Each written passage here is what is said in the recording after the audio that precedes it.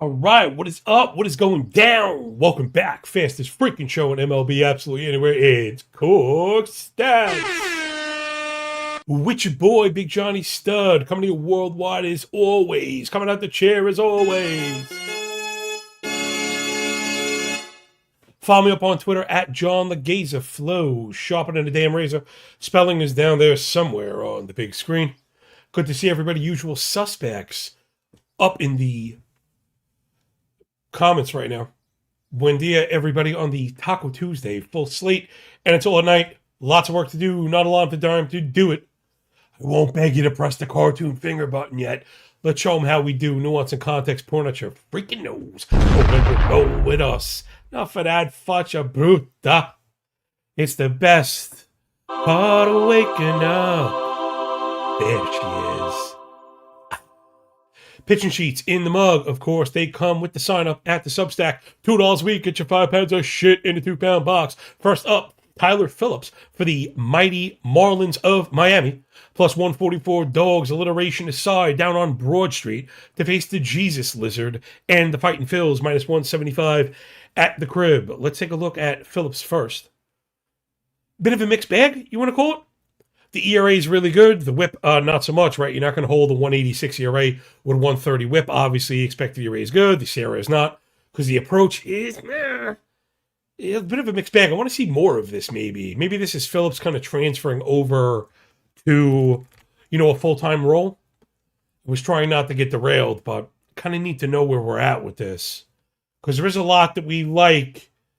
Yeah, I mean, since he's been stretched out, 5, give him 3, 4 2/3, give him 3, just went 5 shutout. Again, I think better things might be coming for Phillips. We're worried about the command and control, but you like the swing and strike, and we like the CSW, plus all the ground balls and the light contact. Probably in a good spot against the Phils, who have not, they just haven't really been hitting. I think they did a little bit yesterday, but you could tell it's all or none, but they're striking out entirely too much. Again, there's that swing and miss, a little bit of chase, losing in zone. So I think Phillips will probably hold his own. Luzardo is, of course, the question mark as always. He's like always a pop for a blow up, and not like 3 or 4 runs. When Luzardo fucking blows up, that motherfucker blows up for 8 runs or 11 earned runs. Like, you'll know right off the bat. But the underpinning stuff really good. Much better than the ERA and whip. 435, 133 combo might suggest. A lot of bad luck going on. 71 left on base, 343 BABIP, 13 homer fly ball. Too many home runs for a guy with a low fly rate, with the low hard hit rate. You gotta think Luzardo is gonna be fine. He's been really bad at home though, right? The park in Philly does play up.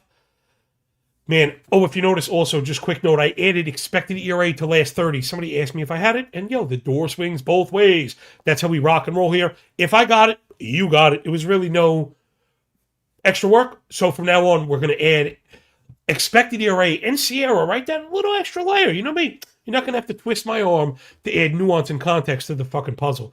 So, man, I think I like Phillips, and I think I like Luzardo in this spot. Let's see, Miami versus the lefties has been really whack. I think I'm leaning towards an under again.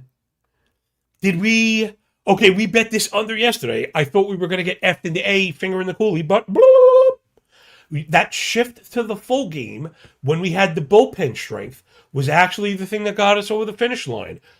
5 runs through 5, we would have been a fucking loser. But we played it full game. They locked it down, and we ended up getting out there, by the skin of our teeth. So something to those, full game unders maybe, when the number and the pricing is there. That's always going to be part of it. So I think I'm under 8 again. I don't know if I feel as confident betting this one, because again, yesterday was like, whoo, just fucking got there. But I think that's where I'm at. I think I'm on the under. I got 8 minus 110, so it's pretty solid there. But yeah, I'm feeling pretty good about that. Next up, Michael Waka Flocka on the bump for the Royals with cheese. They're on the road in the nation's capital to face the winged lion, Foster Griffin. On the bump, minus 135 for the Nats. Nats are a fucking wagon, yo. Had that team total. Angels let us down. We lost by the fucking hook. What are you going to do? What are you going to do? But James Woods was part of the hit-run Rinnaby combo that did get home also. Waka, I think the 358, 116 whip feels like a bit of a mirage. Now, I've always gotten in trouble fading Walker. He tends to pitch better than the indicators. There's no strikeout stuff, all the stuff that kind of pisses us off when we're on the fence. Single digit swing and strike, 25 CSW. You've heard me say all this stuff before. Too many fly balls, too many hard line drives. You just always feel like the blow up is coming, but Walker's been really good. He is very good against lefties. That would probably be his saving grace today. Nats really stacked with lefties. Sorry, that's bothering me right there. The last 30 for Walker, you could see it kind of falling apart a little bit, where Griffin's been really good, a little worse at the crib, which is probably to be expected. That place is really hard to pitch. But we like the approach from Griffin and the ground balls. You know, he gets ahead, he throws strikes, always really important to me. Plus, I think we've got the edge on offense as well. Man, I have this thing. You're right, we all have our, like, mental blocks and stuff. I talk about this all the time, man. I struggle sometimes with pitchers that are left-handed. Like, remembering, some I know. But, like, Griffin, I didn't realize he was lefty. That's why the teams in red facing lefties today, I thought it was a mistake. I should trust my work and not my old fucking memory. Anyway, Royals bad offense and bad versus lefties. They haven't really done much of anything. Last 7, you know, I mean, the Nats are just a better offense. They do everything better. I was just looking to build a bear case against the Nats. It's probably the bullpen as always, but man, minus 135. What kind of tax are we paying for the F5? Let me just check really quickly, because I got minus 135 on the full. It's actually minus 125 full game. Again, so to me, bullpens are very hard to handicap. We do the best that we can. We've got, you know, last 2 weeks in full game split bullpen stuff. I also have the bullpen report. But one thing I'll almost say with certainty, right? There shouldn't be a discount on bad bullpen. I guess the Royals kind of suck too. And maybe that's a part of it, but the Nats are not a bullpen you want to back. And it's not like Griffin is out there going 7 necessarily, where Walker can, when Walker is good. I would probably go F5 in this one. I'd probably just keep it tight, look to jump on Walker, and if it's tied at the end, maybe not look to invite, you know, a fucking bullpen game. We've been doing very poorly in those. Not that, you know, they're not independent, but looking to do. Dylan, stop, cease, and desist on the bump for the Bluebirds. I just wanted to mention, he's not listed. He's been listed on fantasy sites, but he's up on MGM now. He wasn't up on all the betting sites this morning. His strikeout props, if you notice when I put up the K projections this morning, his strikeout prop was blank because I have it tied to the book. I want to know when they're not up. And it wasn't up. Maybe it is. If I see it, I can correct it later on. But anyways, Dylan Cease going. Now, he's coming off the return, if I'm not mistaken, right? So I think we're back on Cease as like normal Cease, right? Yeah, he had the break. He was actually great. He was actually fucking phenomenal last time. I must have missed that game, so I got to take my quick L. It happens. So yeah, we're wheels up on Cease. He's been very good.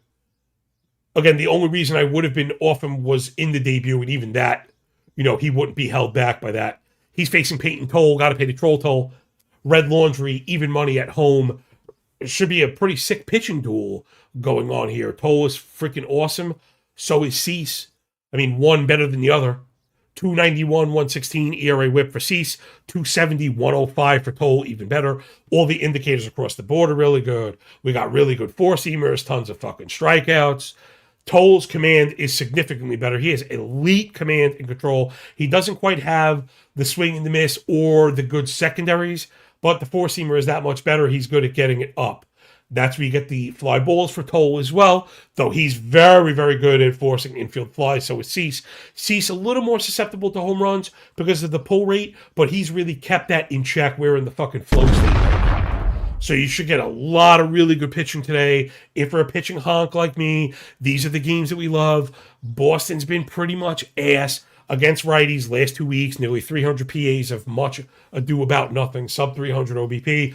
Again, 4% walk and too many chases. That's a really big a really bad matchup against Cease, and they haven't put the ball out, right? They're not really hitting home runs. The elevation bin is starting to correct. They've made contact while being aggressive. That hasn't been the way to get to Cease. And Toronto has sucked, and I know the lefty splits are garbage. How do I know? Well, because we bet them against fucking Ryan Weathers the other day. Yeah, listen, Toronto offense has been a little bit better as of late, but you could see with the L7, it's nothing to write home about. We're still not buying this lefty split. You got to think Toronto pretty much gets shoved. Both bullpens have been pretty good. Also, Toronto really coming together, right? We mentioned that, right? You move to Varland, you kind of get those roles. Hoffman kind of accepts the new role, and Toronto's been good. I'm pretty really to the under here. Two pitchers that can go deep, two offenses that struggle. Hard to go under the 7.5, but I'm under fucking 6.5 on the model. So I'm going to just go with, what we've been talking about lately. And I know it's kind of a rough point to do that, right? Really start to get into unders. That under's also minus 105, so look for those fucking 8s, people. Shop those fucking 8s. I'm getting a little better at doing it on MGM, and they're working fast. Trust me. So I pay for the top fucking internet. Some betting sites, I don't know. It's when you get away from that. Something with idling, I think. MGM has been really good to me, so I've been using them. Minus 130 for the under 8. Not sure if I want to go there. There's so many 8s. I might go there. Man, 25 cents is right on the border of what I like to pay. But enough of that. Let's move on. Davis Martin on the bump for the Pale Hose. White Sox on the road as plus 123 favorites down in the boogie down to face my boy, Gerrit Cole and the bad guys, New York Yankees, minus 150 at the crib. We know Davis Martin has been good. We've been backing him all year. Right off the bat, my first thought is to play to the under. Yankees always a bit of a threat to score, but without Judge, they're at least like a human offense. Martin has been legitimately good, 2.41 ERA and a 1.10 WHIP. All the indicators in place, all the disciplinary stuff is legit pristine, right? We love this. He is a fucking strike throwing machina, but it swings and miss. 20 kBB, doesn't give up walks, keeps it down. He has gotten hit hard. The line drives have been the reason for the spiked BABIP. So you could probably look for some regression. Again, we love that he has answers to lefties. I think that's very important in this day and age. Not like he's been bad against righties either.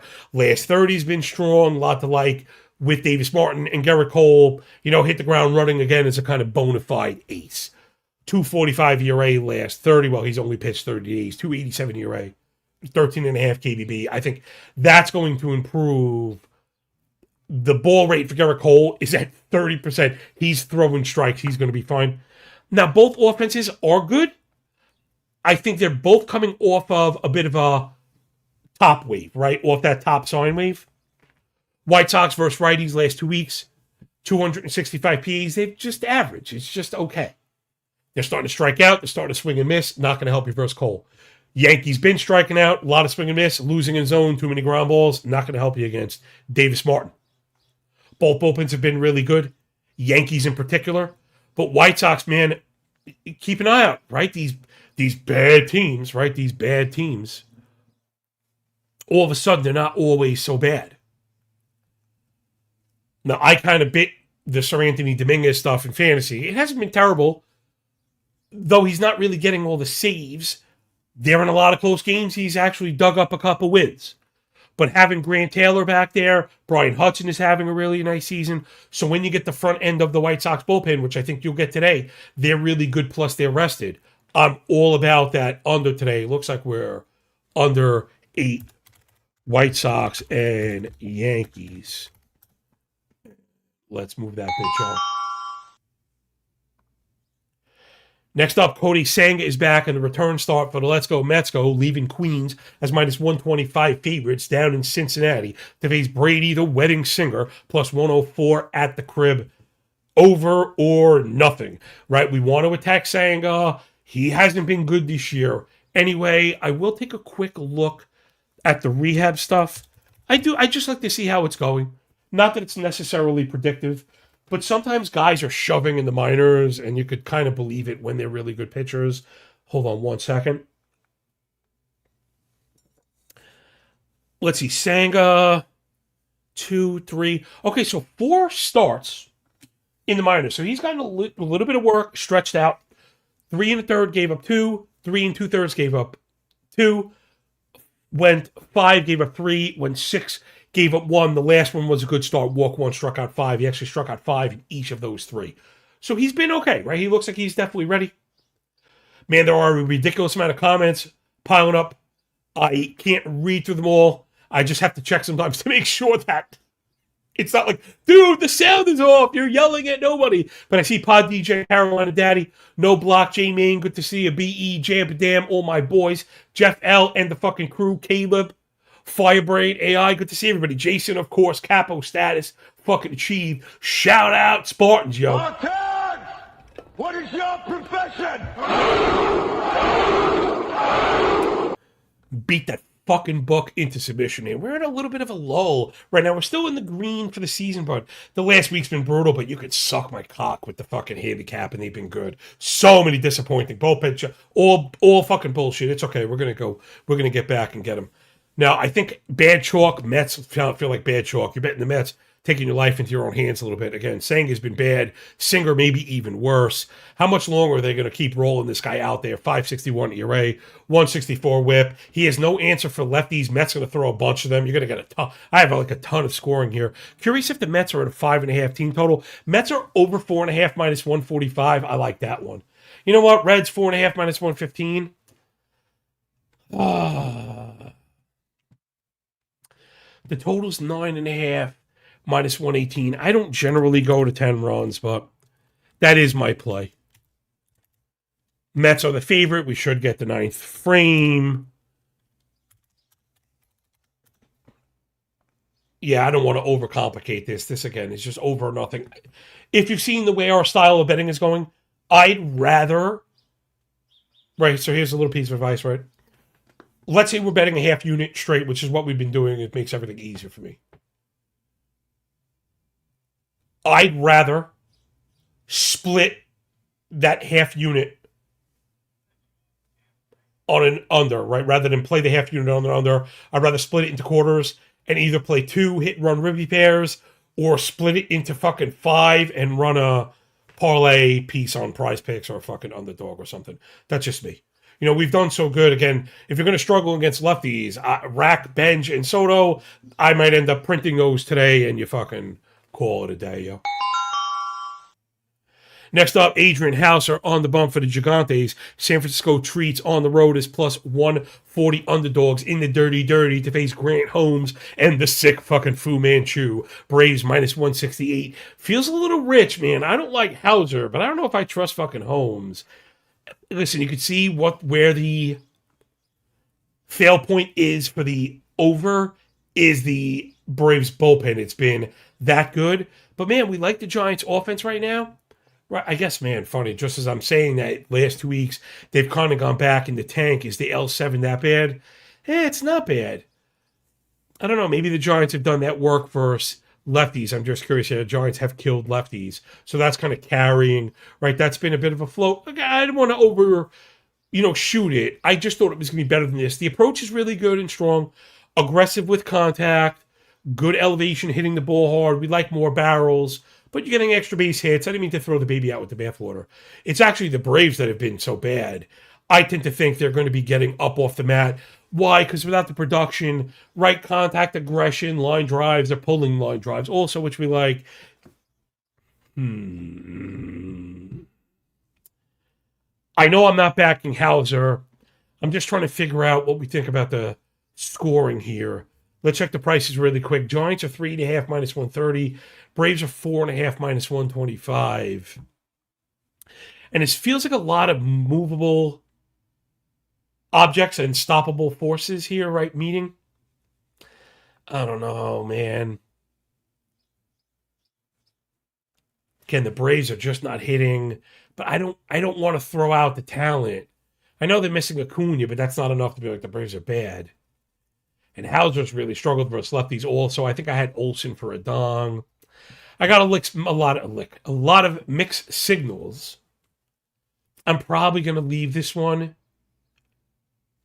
If I had to pick, I think I'm over the 9. I think I'm over the 9. I'm not really buying the Holmes thing.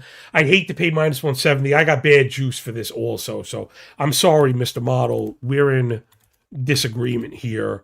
It's not so hot on the over, I guess, missing that 9th frame. I'm not buying necessarily everything we've seen from Holmes. I want to check the price really quick. I wonder if we could sneak an alt play. You might actually, because it's 09 minus 105. So anytime you're around that, when you're around the even mark, it's worth looking. You know what I'm saying? So, they really fucking twisted the balls on that one. It's minus 145. I'm not paying that shit. Next up, Slater Ciccone, my paisan on the bump in Forest City. Sorry, for Forest City and the guards on the road. 130 dog down in Cheesetown to face Robert Gasser. Gasser damn near fucking killed her. And the beer makers, they're minus 155. I don't think Robert Gasser should be a minus 155 favorite to anybody right now. Now, he's pitched really poorly. Again, I'm trying to go as fast as possible without doing too many tangents. I know this show is a fucking load. Speaking of which, support good people doing good work. We're out here busting our fucking ass. The employer-employee relationships are fucking broken with AI. They're paying us fucking pittance. Less than $2 a week. If you sign up for the year, you get the 12 month for free. All of the baseball shit we talk about, it's all sortable. Plus you get me, keeper questions and advice, exclusive audio, and all the fucking football shit you can handle, and hopefully some fucking winning bets. So, don't be a cheap motherfucker your whole life, yo. I'm here saving you time. You get one fucking shot on this fucking earth. Time is the fucking commodity. Trust me on that one, yo. Yes, I'm pitching my own fucking stuff like a fat fucking hooker shaking her jiggly fucking pancake nipple covered breasts to seeds. Okay? I get it. I'm a fucking digital hooer. I get it. But it's all doesn't mean it's not fucking true. Doesn't mean it ain't fucking true. So be cheap, but value your time, yo. So I think Ciccone is the better pitcher here. Let's breast disease. I don't really get. I think did Al Bundy say breast disease? I don't know who the fuck said it. Now Gasser he just got wrecked. It was at the A's. Maybe we want to forgive that. He also got beat up by the Dodgers. Maybe we want to forgive that. So maybe he has been okay. Quickest hood pop on Gasser. I don't want to go nuts. We know he's got potential and a ceiling. It hasn't really come together. This year he's going sinker first, which I don't like. He does have that filthy fucking sweeper, but it hasn't induced whiffs. I mean, he's getting whiffs on a sinker, which is unusual. He get whiffs on a cutter, whiffs on a four-seamer. It's not the most creative arsenal. I don't know, man. I don't know. To me, I guess it's just a sinker thing. He throws a hard... he throws the featured sinker, and it's not like one of those power sinkers. I'm just shocked at the performance on it. That he has so much drop. It has a lot of horizontal breaks. So that's the secret to Gasser's successes. All that fucking arm side run. Because the Guardians fucking suck, man. Right? Is there a worse team to need runs from? Meaning you bet on a team and they go down 1, you're like, fuck. They go down 2 and you're like, it's over. Guardians versus lefties last 30 days, over 300 plate appearances of bluh. 5 home runs and 310 PAs. 25% K, 14 swing and strike, losing in the zone, and too many ground balls. Man, maybe we get good Gasser today. And then Ciccone, who's been a bit of a mixed bag. The fantasy honks roll over him. I don't like the lack of swing and miss and too much zone contact. I think the Brewers have been hitting righties also. Brewers kind of doing Brewer things, right? Great discipline, begetting old school contact. They're also hitting home runs. That's the part I'm not necessarily buying. They're not hitting the ball hard. They're not pulling it. They're not putting it in the air. I'm not too worried about the home runs. It's, Churio is just going fucking nuts right now. And I thought I was setting up for a Cleveland upset is where I was going. And now I'm not even sure if I'm buying the under that I was starting to lean towards. Cleveland bullpen definitely gets the edge. Of course, they let us down this week, motherfuckers. Milwaukee has been better, maybe in a little bit of a slide. They're rested, so I kind of want to give them the benefit of the doubt. I got too much confusion going on here. Model likes the Brewers for a win, but it's too close to call. I was going to call bullshit with the guards getting the money, and now I'm not sure. generally when we find ourselves in these situations. Not that I force bets, and I don't suggest you do it either. I generally find it's an under. Like, these are unders. The 8 also went to an 8.5 mark. It is against my analysis, right? So, but we're modeled under 8, and it's an 8.5, even at minus 118. That's got to be the show pick for me. I don't think I'm going to get there. I don't know if I trust fucking Ciccone. How's this asshole been on the road? Sorry, I'm taking too long on this. He's been terrible on the road. I don't know. Again, any argument you want to pitch, there's plenty of strong counters against it. But that's not how this game works. We all kind of know that. So, whatever. Next up, El Rey, Michael King on the bump for the Friar Tucks.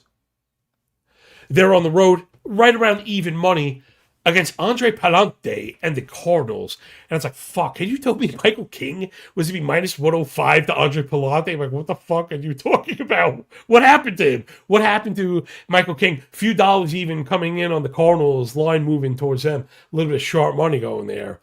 I don't know why. Michael King, isn't he the better pitcher here? Better ERA, better whip. Not that Palante's been bad. Indicators, you got to call him a draw. Palante better expected, King better Sierra. My indicator pretty much split. Claude Bot goes to King. So for me, it's a split. Now, the walk rate worse for King, but the ball rate doesn't reflect it. Palante gets ahead, and he's a mega ground ball guy. But King, with the extra swing and miss and the much better KBB, the ground ball rate feels comparable for a better home run rate. Palante, surely the better elevation bin, as mentioned. You know, King better versus lefties, which we love. Last 30, he's been pretty whack, and I'm always in shock for as much as I follow that things like slip through the cracks. I get it. No one can literally know every single thing that happened in every game, but I kind of task myself with that. I put a pretty heavy workload on these shoulders, right? Again, I ask for money from the public, and I think that's my responsibility. Not just to get a couple laughs and hopefully teach people, but to really show out, right? That you know I'm not, I tricked fucking people into buying my shit. For me, it's, you know, I'm getting paid to put money back into this thing to make it more efficient so I can do more. That's always been my thing. And it feels like people are on this fucking, the most recent shit right now. Gosh darn it. Let's take a look at King. I mean, he's given up at least 3 earned in each of the last 4, 4 earned runs in 3 of the last 4, 2 home runs in each of the last 2, hasn't gone over 5 strikeouts in any of those. With that, he's completed 6 innings in each of them at Washington versus the Mets versus the Reds. You know, not bad offenses either. Fuck, I could probably spend all day on this one. Cardinals' offense has been really good, and that's probably the reason for the season also, because the Padres are just not fucking hitting.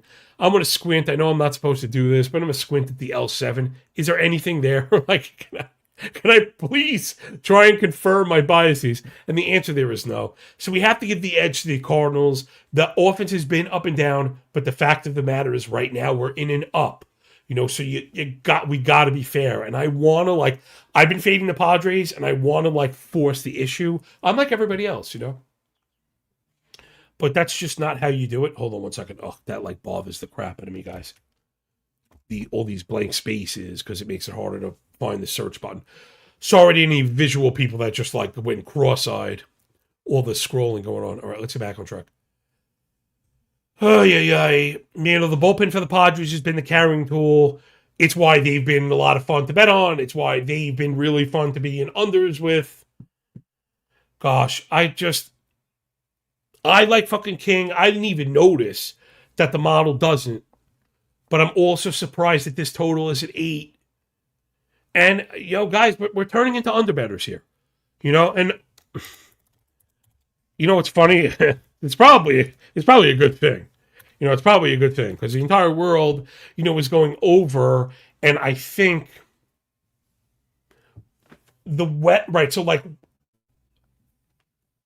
trend betting is real. Offensive trends with weather are absolutely real. So I think we're entering the part of the season where run scoring per game is starting to increase. This is, you could fucking look it up, it's fact. Okay. However, and this is from experience, I got welts on this ass for a reason. I made this mistake in the past where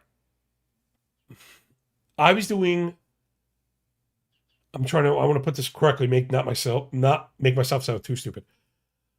I kind of I front ran the weather, meaning before I got the signal that offense up across the board, I instituted a bump for the season. And you can't do that, right? And I think that's one of the things we've been noticing is, I was talking about this on the Source Network. I have been on at midnight as Thursday turns to Friday. And I was talking about this with them, that what I've noticed because of that mistake that I made. So this year I pulled the brake on not forcing that boost.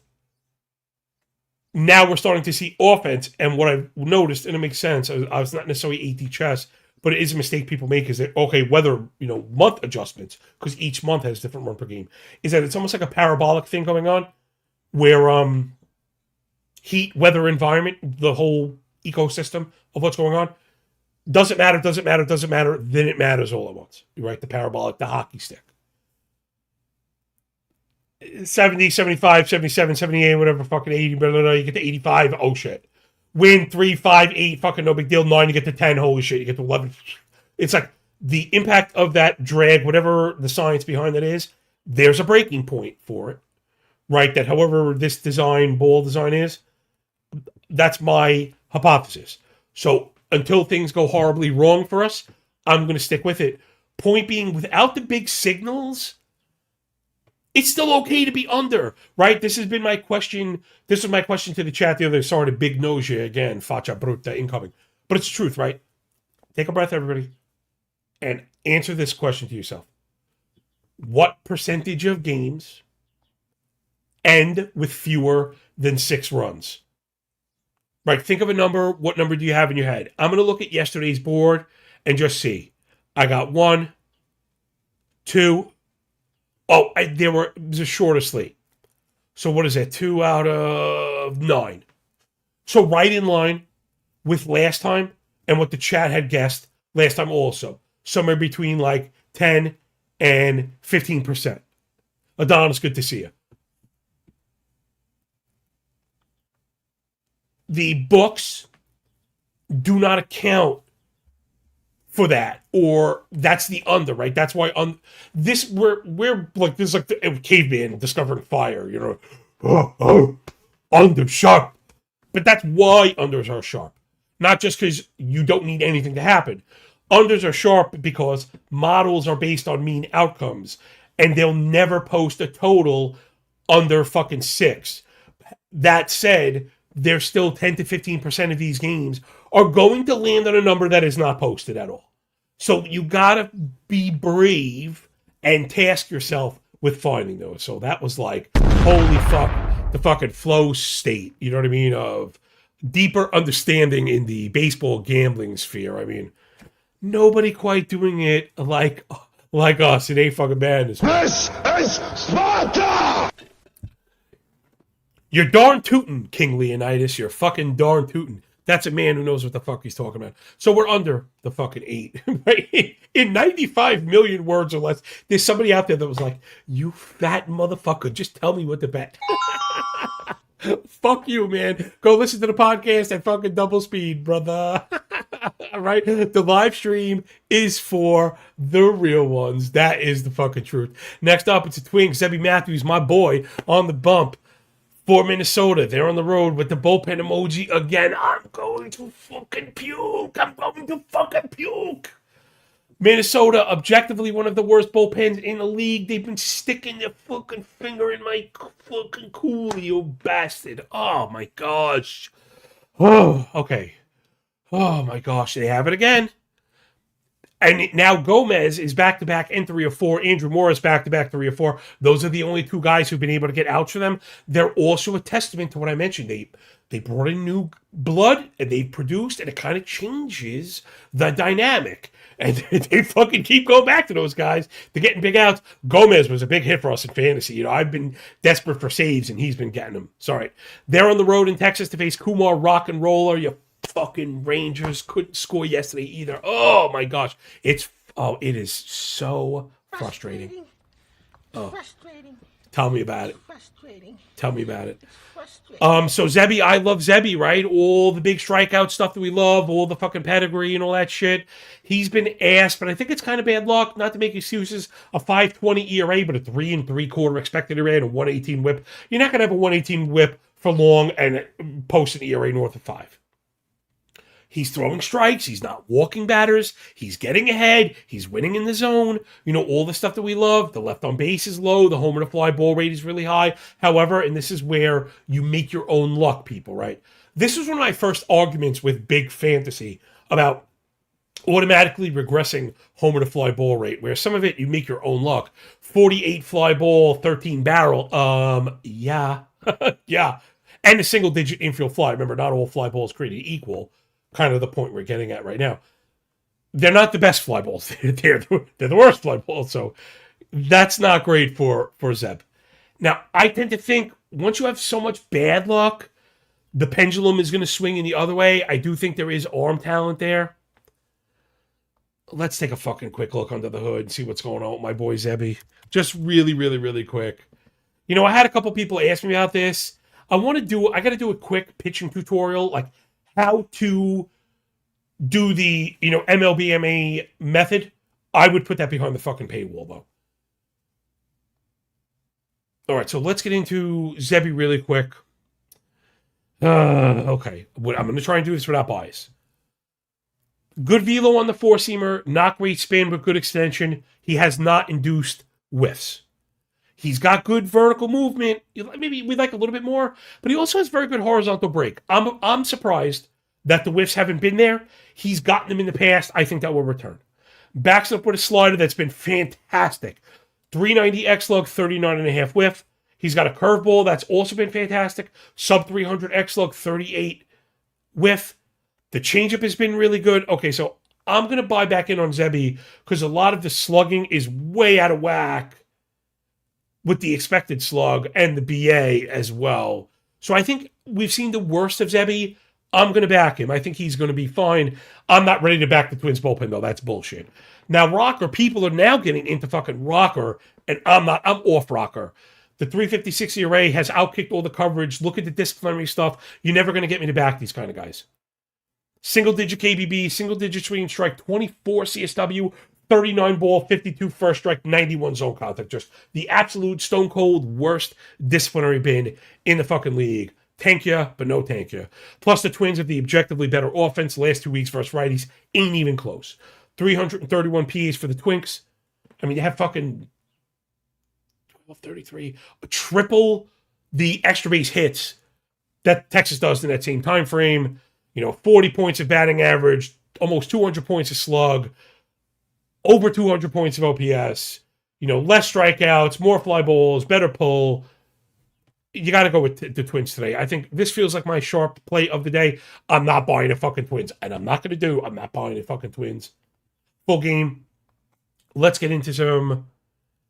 I think we're going to go first 5 Twins. We're getting plus 120 for Zeb and the better offense, and we get to avoid the significantly worse bullpen. Where do I sign? Next up, Ryan Feltner, damn Neil Kildner, on the bump for the Rocks on the road in Wrigley to face my boy ECAB, Eddie Cabrera, and the Baby Bears. They're minus 194 at home. I don't think Edward Cabrera should be a minus 194 favorite against anyone. This one feels like an over or nothing. I mean, I got wind up. Here's a good example of wind, how it affects modeling, how it affects my modeling, and how I'm very open about not understanding these things. I got to be honest, yo. So I hit it for the win. Let me bring up a quick weather shot. Maybe the forecast has changed in the meantime, and in which case I'll have my answer. That is the answer. So, or I'll take it's like a quick L and a quick W. So like a lowercase L and a lowercase W. Enough room on my fat forehead as I'm balding for all the alphabets. Point being, I had single-digit wind and fell short of the model. So what I was going to say to you is, I hit it and I'm still short. This needs to get hit again. 16 miles an hour is the second wind emoji. It's going to put us in that arena.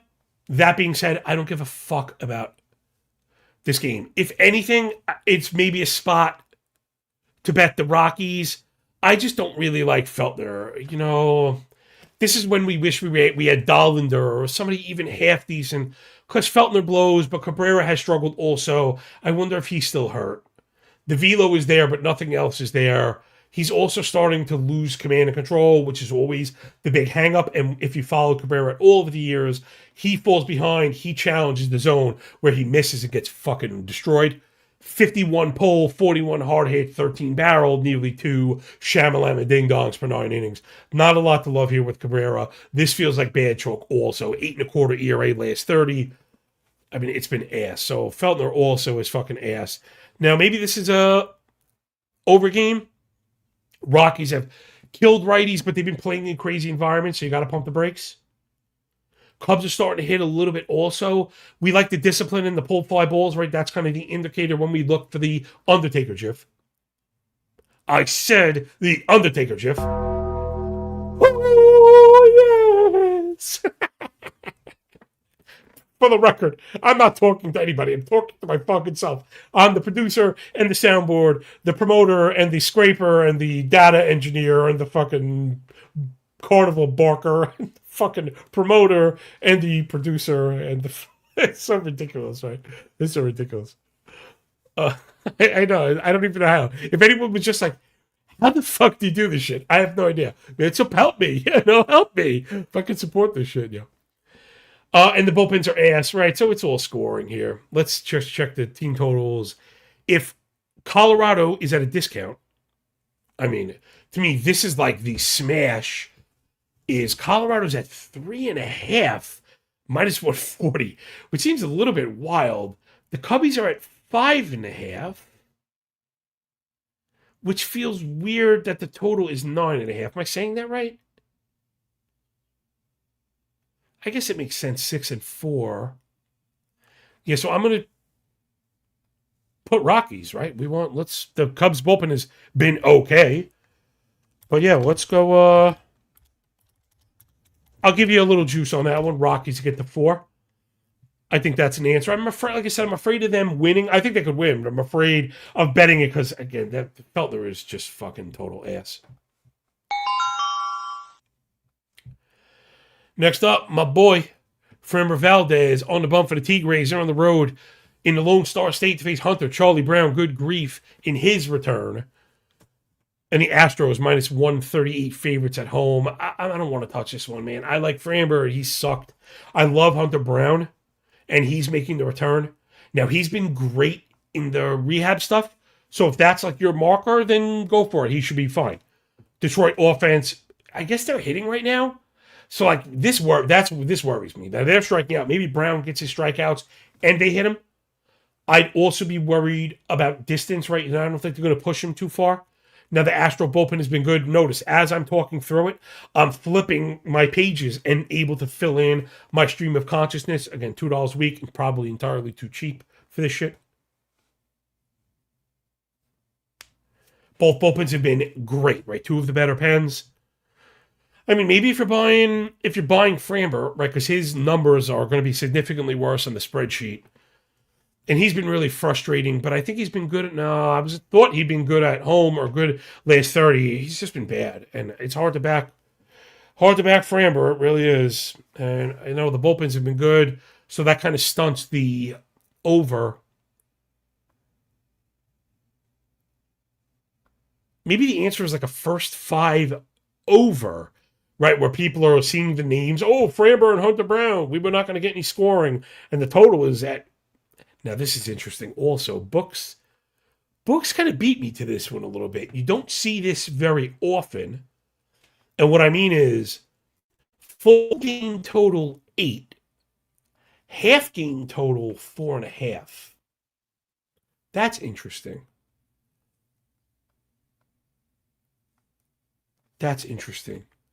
Suddenly, that's where I like the under, but I'm not touching this one. There's too many crossed and mixed signals.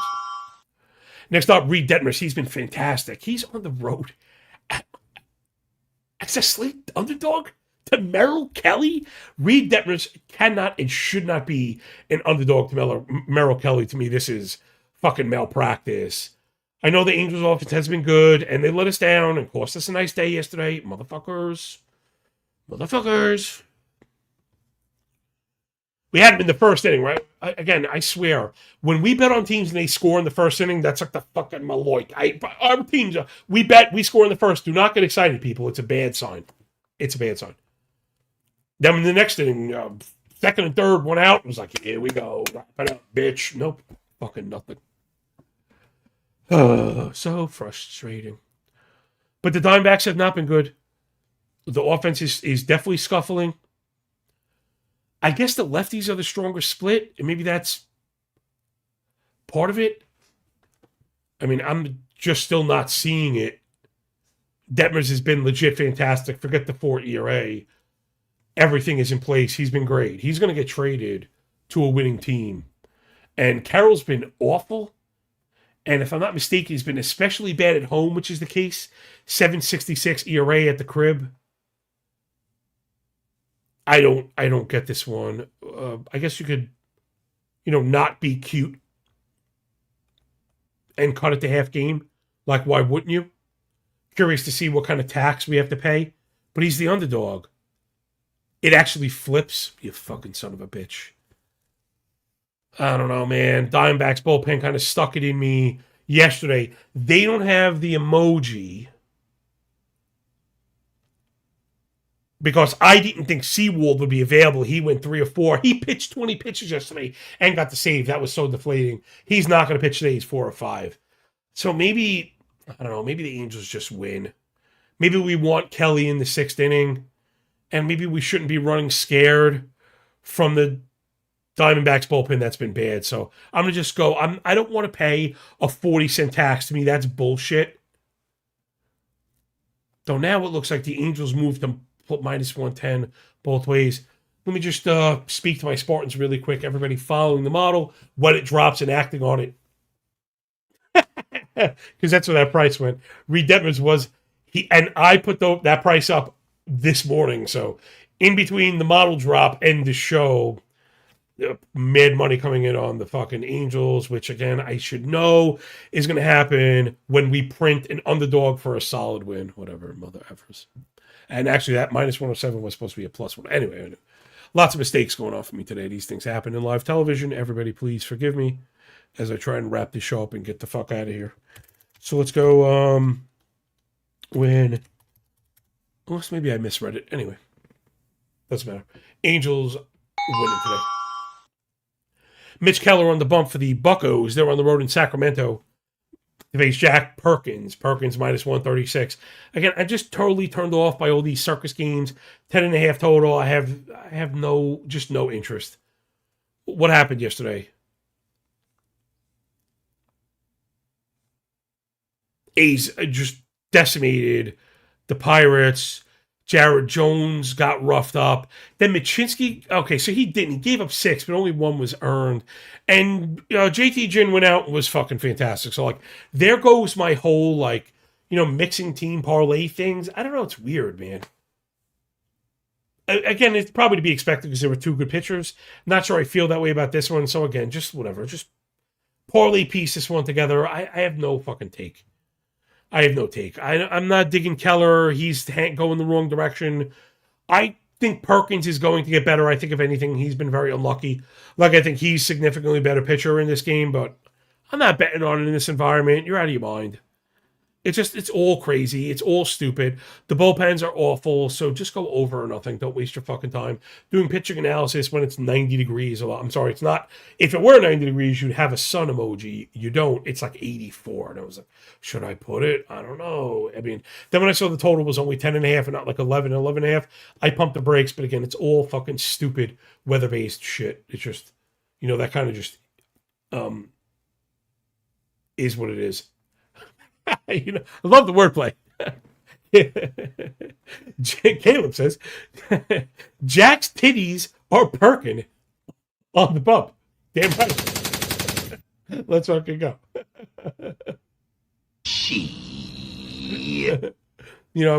I love a good, I love some good wordplay, man.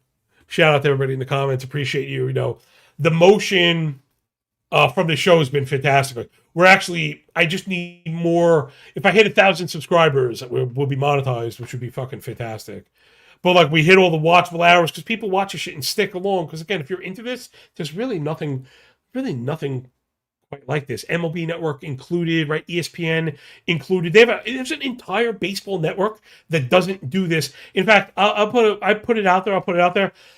I think there's more information in our 1 hour than there is in the broadcasting there. However long Brian Kenny is on TV, you're going to learn something. The rest is all just stupid shit. I mean, I guess we're all really lucky that all the, best female analysts are smoking hot biddies, smoking hot fucking babes. And, all the best male analysts are former players that are barefoot in fucking dress shoes or whatever. You watch it and you're like, what the fuck is this? What is this? They don't even talk about, they don't really even talk about baseball. It's very veneer, right? It's very surface. It's all yuck. It's all fucking filter queen. It really is, the whole fucking thing.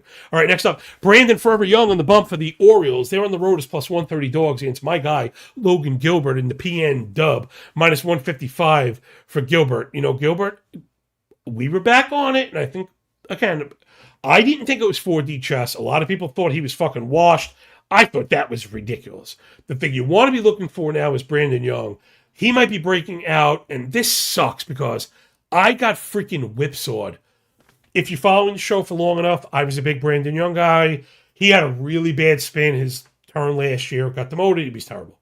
This year, I thought maybe we were going to get the trajectory thing. Baltimore has been pretty good with pitching R&D. So I thought, okay, he's cheap and everything. Let's go for Young. He got fucked up. Then when I said, okay, this guy's fucking gas can, let's attack him, he starts pitching fucking brilliantly, and I've been getting whipsawed, which is a trading term for, right, when you're bullish, buying, thing goes down. So you change direction, you sell, and it goes fucking back up. So Young has been, undeniably good for the better part of like a fucking month now. And if I'm not mistaken, the comp has been good. Also, the comp is okay. Detroit, Toronto twice, Seattle. But, he's out there getting distance with really good control, even mixing in some strikeouts. Again, I want to get the show inside the hour, but now I'm desperate to see Young under the hood just briefly. Right, this is the time I get to fucking do it also. Four-seamer first, the velo is there. Good extension, good spin, good whiffs. Pitch mix pretty much the same. Introduced the sinker this year as like a secondary, tertiary. That'll get you out of trouble sometimes if you just need to strike for low contact. Force a ground ball is what I mean. See, I think the big difference here is the slider. He's pushed it from tertiary into secondary, and it's really performed great. He's getting a ridiculous amount of whiffs on it.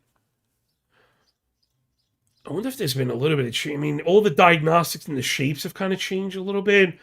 And, if anything, you feel like there's at least a reason to buy into Young a little bit. So what I was going to get at is, I'm either to the under or I'm on Baltimore. Baltimore's been the significantly better offense than the Mariners, but looking to beat up on Gilbert is pretty tough. Are there any chinks in the armor for Gilbert? I don't know. It's probably been all the pulled fly balls, which is never going to help you. Plus, it's come with barrels and homers. So if we're going to be fair about creating your own luck, it would only be fair to dig my guy Gilbert as much as I like him, and I really do. I think Gilbert is a fucking ace. I think he's an ace. I think he could turn it on, be the best pitcher in the league for stretches. Now, he's been a road warrior. What a rush. Really bad at home, and I guess that's our fail point. Though he does have a .94 whip last 30 days. Baltimore bullpen has been better than the Mariners. If the F5 total is 4.5, I would try and sneak under. If not, I want to see the pricing on the F5 stuff for Baltimore. It's probably not 4.5 with a 7.5 total. So the F5 is 4. Baltimore's plus 130 F5, minus 118 getting the half a run. And I like something in there. That's like my answer's in there. My answer's in there somewhere. I don't love paying juice to get the half run. But if I could find minus 115, I don't know, you're in a pretty good spot. And again, you're facing an ace and you start the game in the money, right? You know, with getting the half run, you're cashing in a tie. So you have to physically fall behind, and you love that. Baltimore's been hitting, and if Gilbert goes up an early home run, you're feeling pretty good. Maybe the plus 130 at 5 is even in play. All right, last one. Let's get the fuck out of here, yo. Drew Rasmussen on the bump for the Rays. I like that run line yesterday. I was feeling very smart when the Rays jumped on Lauer, but the Dodgers came back. They won. That run line was good. So again, you know, every day we have so many winners. It's just a matter of putting them all together. Drew Rasmussen coming off like the start of the century last year, plus 123 underdog against Justin Wrobleski, again in the Trolley Dodgers. I don't think Wrobleski should be minus 150 against Drew Rasmussen.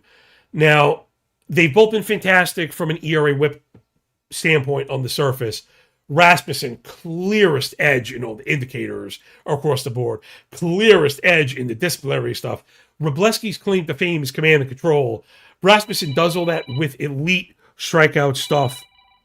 Also, my wife is calling me. I'm hoping it's not an emergency, but I'll be out of here in a fucking minute, and I'll call her back. Yeah, Rasmussen, significantly better pitcher, right? Wrobleski, again, gets by in command control. That edge is kind of lost on the pitching side here.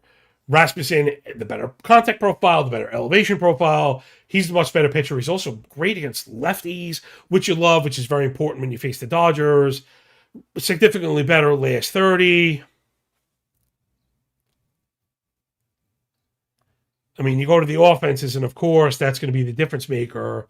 Dodgers, we mentioned the offense when they were getting up off the mat. They were going to get there to stay there. And the Rays have been fucking terrible.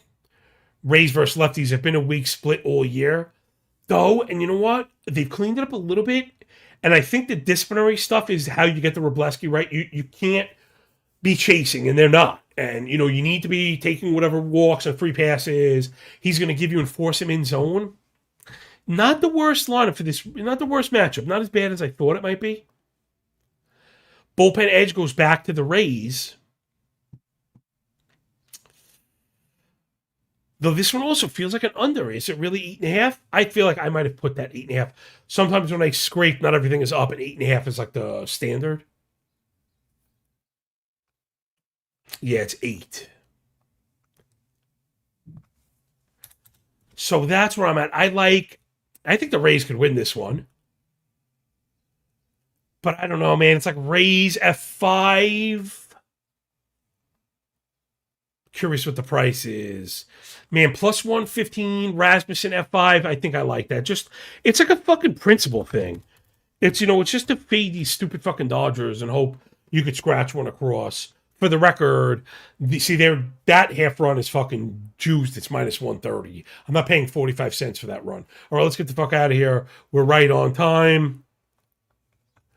The quickest rundown: Miami to the under, Washington first half win, the Toronto game to the under, White Sox to the under, Met game in the over with San Fran to the over, Cleveland and San Diego, those both games to the under, Minnesota first half win, Angels full game win, Colorado to score some runs, Baltimore keep it close first half, and Tampa first 5 win. Thank you for picking up what I'm putting down. Please support good people doing good work. Press the fucking like button. Please press subscribe and tell somebody to watch the fucking show, man. Check out the Twitter handle in the Substack, please. Pretty please, with sugar on top. All right, enjoy the games, enjoy the day. When we're done with the book, enjoy the pay. And remember, when you work this freaking hard,